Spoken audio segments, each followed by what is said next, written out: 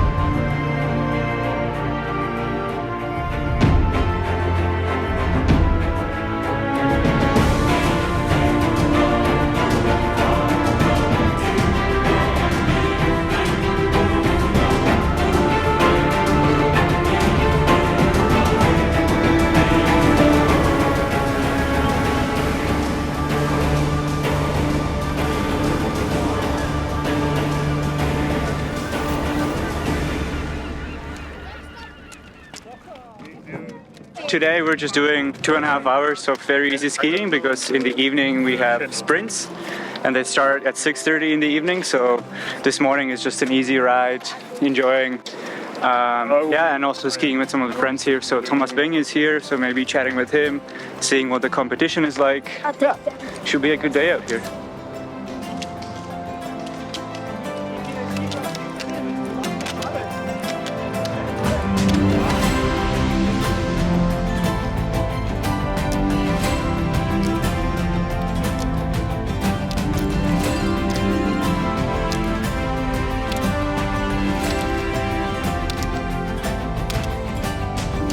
So my name is Fabian Stoček.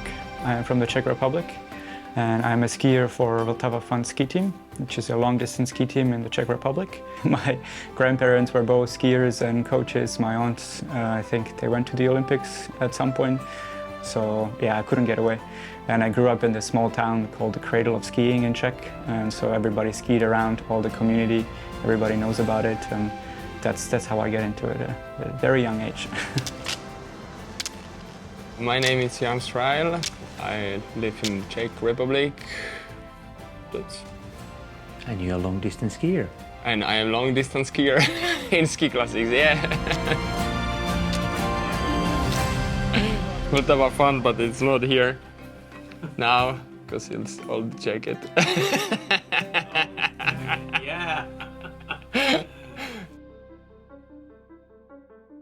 When I was 15, I moved to the US. 3 years basically high school in the US. And then I decided to stay also for college. I skied for Dartmouth ski team for 4 years. And then after that, I moved back to Europe for my PhD. So your years in America, so what did you learn and what's kind of your takeaway from those years? You were pretty young when you... I was a young skier, fairly undeveloped, I would say. It was nice because I had a variety of coaches, variety of terrains to train on, and yeah, I got to experience kind of the US pipeline of skiing, where lots of skiers end up going through college and then joining the US ski team. Because I think the reason why I went there was I didn't want to, at the age of 15, necessarily just go straight for professional skiing.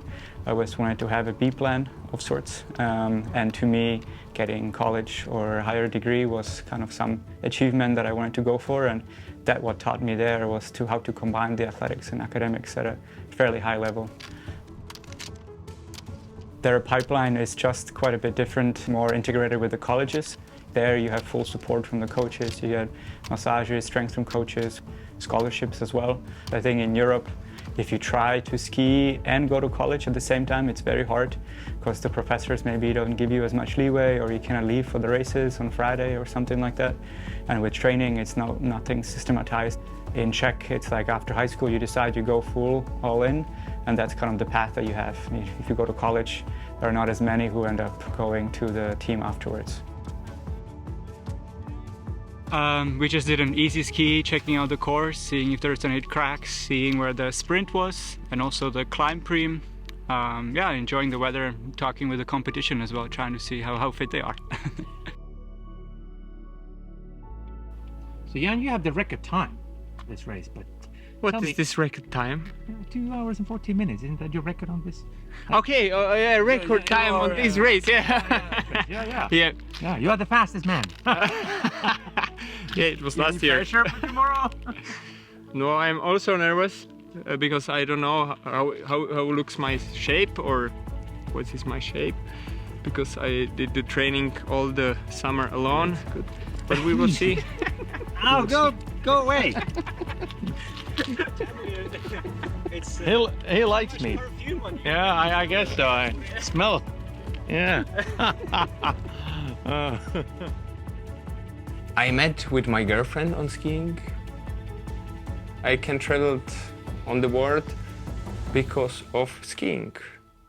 If I don't do this sport, I will be only at home. No. Norwegian, Sweden, Finland are really beautiful countries. Italy. A sport together with this travel, it's really nice. And also the community, it's really good. I think all the skiers are really good people. And then what about skiing? How did you become a skier and long distance skier? Yeah, my father was also a skier. Then I started if I was 4 or 5 years old. We start really early. And I think that the skiing was for me till the 15 years. It was really hard for me because it was more about of my family or parents. I had really hard time because I can say everything. I was bulimic, or I had really bad 2 years, because if I saw it, the professional athletes, they had 70 kilograms and I had 90. I was too big, and I said, okay, I need to do something stronger and faster if I will be not so big. Then it was really hard. But if I was 70 years old, I was Czech champion, or I was Czech master, or what I have to say. From this moment came some impulse. I want to do sport. I want to do something for my body, for my life, for this sport. And every year was better and better. Then Falun, World Cup, Winter Universiade, there I was third.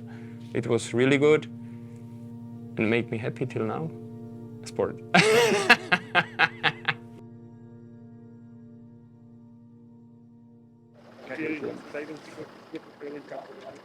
So Thomas, what do you think about the place? It seems to be very beautiful. Been here the first time and absolutely amazing. And this is very nice. Yeah, I know they're making good jobs and had their heart on the right position for the sport, and that's all about. What about you? Where's your heart when it comes to the sport? Looked for the whole season of the Ski Classics, and so hopefully my arms getting work for the whole day, for the whole year. Growing up in the US, then I did lots of 10Ks and 5Ks, sometimes 20Ks at NCAAs as well.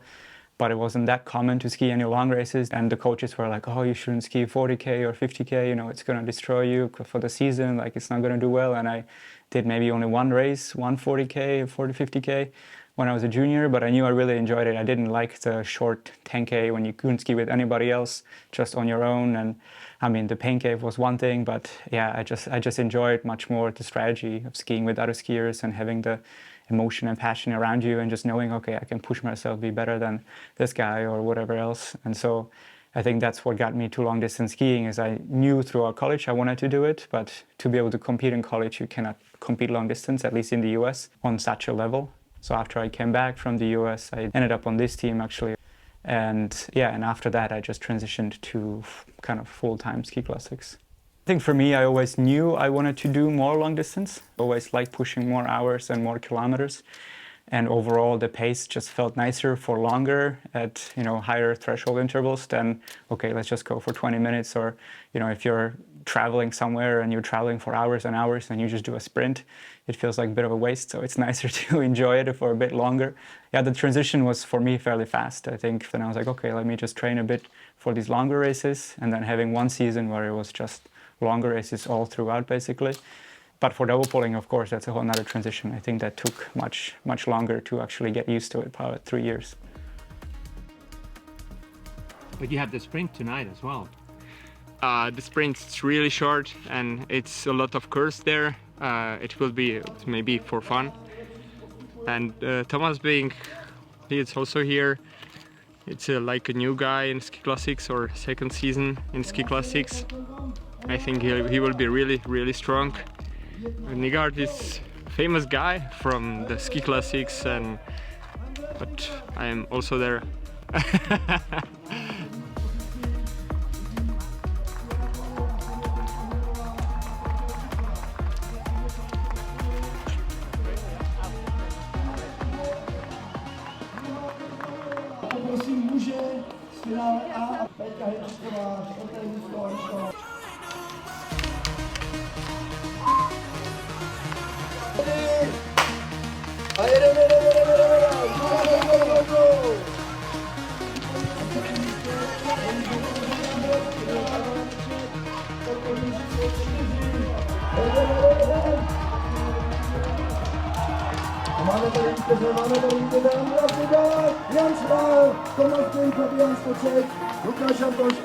Yeah, but I was happy in the final push. I was able to get the young guy at least, so yeah, fourth is whatever.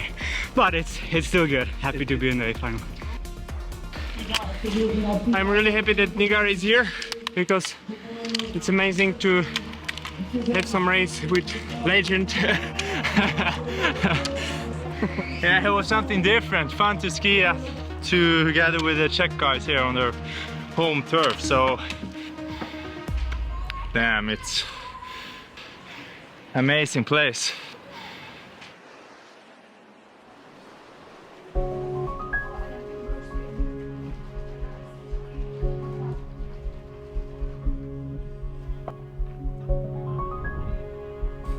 Bunch of it in the winters.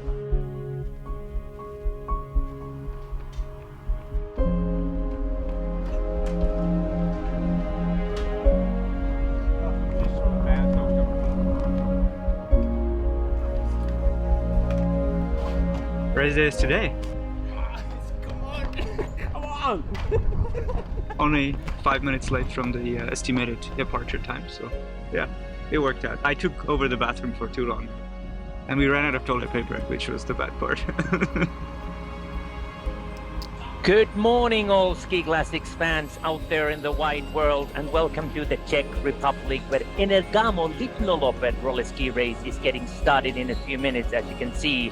And this is truly a great location, great wonder with captivating scenery, and everyone is excited since this is the last race of the Czech roller ski tour that consists of 13 events altogether. Yeah, it will be leader in Ski Classics in the future. This team, it's like a small family.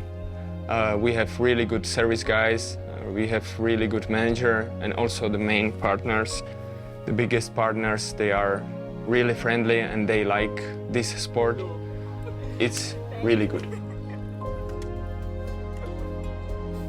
I'm your lead commentator, Teemu Virtanen. I'm my co-commentator today is Anton Karlsson, the sports director of Ski Classics. And if I look at the last year's result, Jan Schreil was the number one. He has the current record time. And then Rezak, we had Fabian Stosek, only 12 seconds behind. And then Jiri Pliska was fourth. Jiri Pliska is the one who unfortunately passed away while mountain climbing.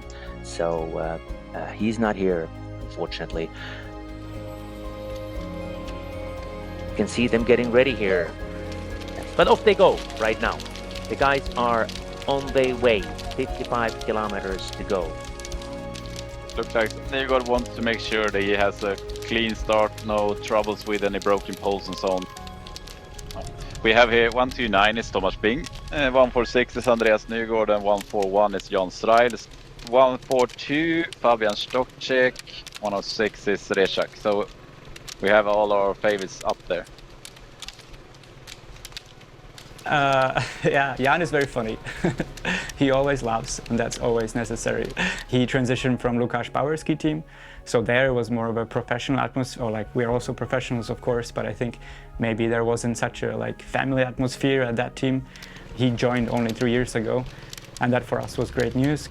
We don't train together all the time necessarily because we live in different places, but when we do, we push each other quite a bit, from bounding intervals to whatever else, and let's try to be better than him this time. And then sometimes we swap places. Most of the time he's better than me, but always have a lot of fun with it. So for me, he's great. And you train a lot with Fabian. How is he as a training partner? It's really good partner for training, also during the race, but sometimes it's really hard fight. But the guys are now coming to the sprint. This is the sprint point now. We get to see this. So let's see which one of these guys is the fastest right now. There's Jan Schrail, and and I think Stochek could be the one. Stochek, maybe. I mean, it was really tight. It's difficult to say, but teammates there. Split results at 14K. Jan Schrail, followed by Fabian Stochek, Vladlak Sedlasek, Andres Nigord, and Thomas Bing, Stanislav Rezak. He fight till the finish. He fight. For training and in the team, it's really good. It's good. I can be 30 on the 30 pace. If he will be 29, I will be happy. But not, Not the other way around. No, it's not working.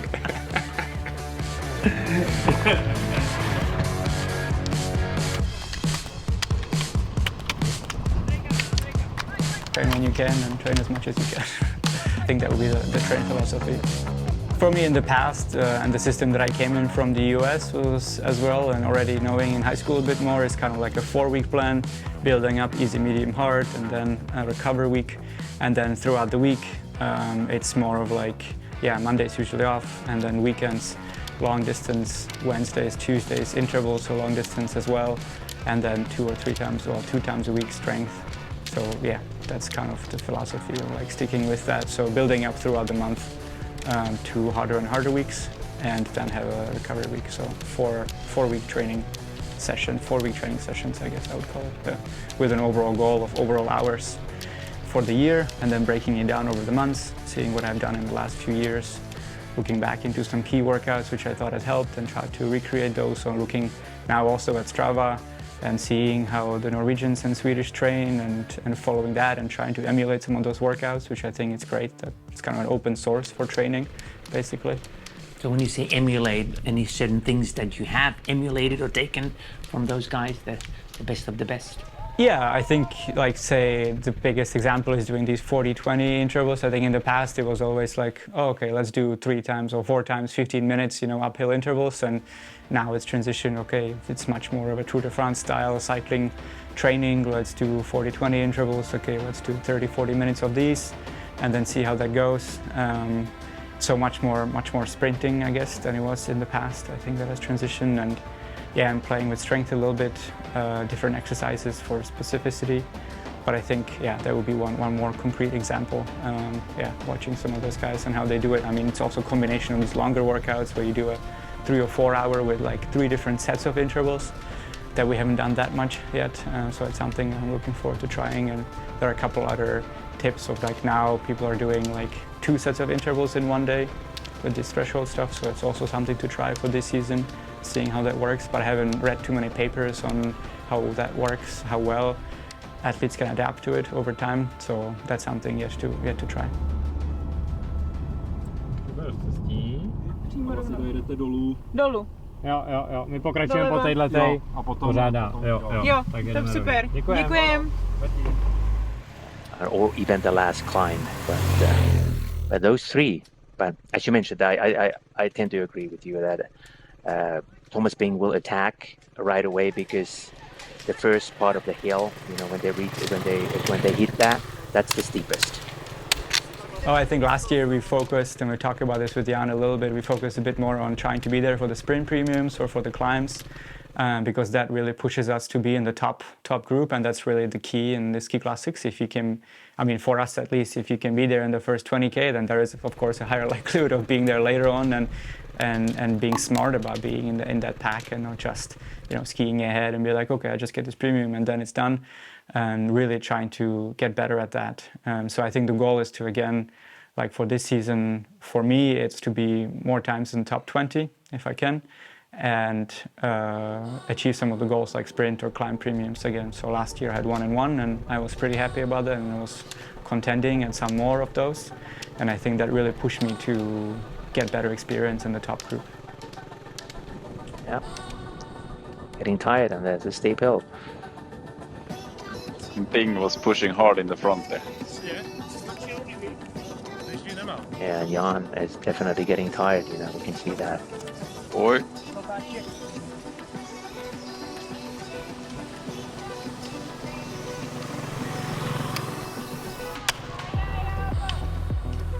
Oh, look at that. Unfortunate for Jan. Oh, Jan lost the group.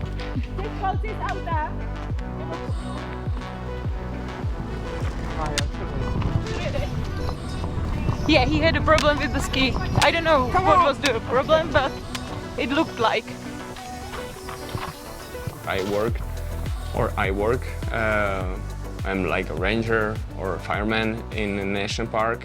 Like a ranger, you can do something for the nature. Our motto in the work is life for nature. Before the work, I go for 1.5 hours for air colina or some imitation or running. Sometimes I can do the sport in the work. It's 1 day per week. I stop every time at 3 o'clock in the work. Then I go to second work in German. Then I come back at 5 o'clock, around 5 o'clock, and I can start with the second training. Every day I will do around 4 hours training. It's a minimum for me. Now if I am father, I do the training later. Because if my daughter goes sleeping, I go to second training. It's around 8 o'clock in the evening, and it's many times it's this air colina. Most of important for me, this training. This is the final climb. It's not that long, but it is, you know, diagonal striding. When he reaches the top, he only has about maybe 200 meters to go. So it's very close. And the pro team director Marek will be happy with his new recruit here from Germany, Thomas Bing, taking the win. Oh, it's still looking back. Making sure that they're not. look. I mean, like, he's a bit concerned. I mean, I think he's getting tired of course. Actually, but it'll be interesting to see these two. You talked about Rezek still being very explosive and diagonal striding for Nico. I know that he doesn't really do that, but of course we know that Nico is sprinting capacity. Thomas Bing is now 200 meters up on a hill in the middle of this beautiful forest. Vltava 2023, winner of today's race, Thomas Bing. What a great race, indeed. Thomas Bing from Germany. Question is, Stanislav Rezek or Andres Nygård, which one of those two will be second in the race? There they come. Look at that, now he's pushing. It'll be, but Rezek's it's given an inch. It's not over yet. Rezek's pushing really, really hard. I mean, that's really impressive, you know, from this old guy, the Master Blaster. Stanislav Rezek, not that far behind. What a race. Really impressive. Really impressive. Nygård second, Rezek, and now we have a bit of a gap before Jan Trail. Then maybe about 6 to 8 minutes before Fabian Stasher. Look at the arms. Kaput. In Czech, lots of people ski. It's part of growing up in high school. You're oftentimes required to go for like I would say winter ski camp, basically, where you have to learn how to ski either downhill or cross country. At least it used to be still, and especially since the times of Stanislav Rezek, long distance legend. Everybody knows his name. Everybody knows who it is, and therefore everybody knows what long distance skiing is. And so I think he really helped to pull the long distance skiing culture in Czech a lot more. And then there's the Zerska 50, which is the highlight, of course. But in Czech, there are also other long distance ski races in the winter, about 7 or 8, even more, that happen, and people still go to those races in the winter. And there's a Czech ski tour classics, so it's similar to ski classics, just local. So the culture is still very strong. Yeah, it's nice. Yeah, it was hard. After the sprint, it was small uphill, but it was really hard. And on the climb premie, they were stronger than me. 6K before the finish, I felt, and I destroyed a little my skis. Really hard for my head, and I said, okay, the winter will be better. Now it's like training. Now it's good. It's good. It was big concurrence, and I think it's not bad results. All these very good guides was happy with the track and with the race, and say me I become one more next year, so I'm happy. I tried to follow Thomas up the last climb, but he was just on another level today, and quickly understood that I had to focus on the second place, and waited for Stanna, and Stanna, he was more than a handful for me. I think he was stronger than me in the last uphill, so I just stayed in his back wheels and yeah, passed him on the last 100 meters. So it was a tough but beautiful day in the Czech forests. So yeah, it was like racing on a roller ski track almost. Nice race. Yeah, I think the emotions are slightly upset and trying to drive that towards motivation for more training, kind of a thing. You know, like yesterday I talked about, oh, I want to be a professional athlete, and the question is like, yeah, there are too many questions in my mind. I think still trying to figure it out of like societally in Czech, it's also a little bit like, oh, you're a professional skier, so you're expected to win races, which some smaller ones I do, but what else do you do? You're like, okay, you're a professional skier, but you can't just make money from there. But you're like, well, actually you can, like it's possible. There is some good support in Czech for that, and it's nice. But and I just need to like say it to myself, go all in, and don't worry about anything else, and focus on the one thing that would be just skiing. Like, what's my heart telling me? Yeah. I think, yeah, my heart is telling me go for it for the season. Like, you have been doing all the hard work alongside and has worked out, and like now you're at this position where you can go for it. So just like go in. Yeah. No, I'm not a professional, yeah, I am a professional skier, but I have also work. That's also important to have a work, because we need the money for our partners, for coffee and something other.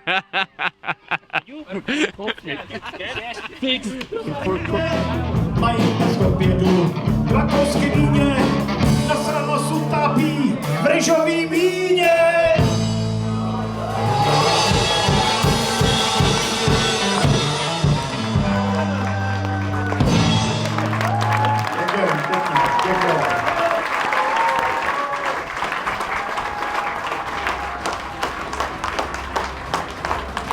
Oh, for me, skiing is a lifelong sport that brings friends together, and it's a great community to grow up with and go for higher goals and having fun in the winter.